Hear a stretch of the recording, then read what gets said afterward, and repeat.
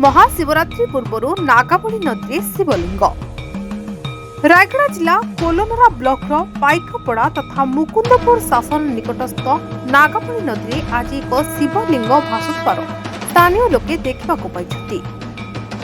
प्रथमे किछि गाई चराणी पिला एहाकु देखि ग्रामवासी को सूचना देते। तापरे धीरे धीरे लोके एहाकु देखिबाकु सेठारे भिड़ जमाउतबार खबर मिलछि। एही शिवलिंग नदी को किपरि आसला से नहीं केही किछि भी कहि पारनांती। शिवलिंग को छुईबाकु मध्य ग्रामवासी भय करुछंती। निकटरे पाइकपड़ा मंदिररु चोरी होइता।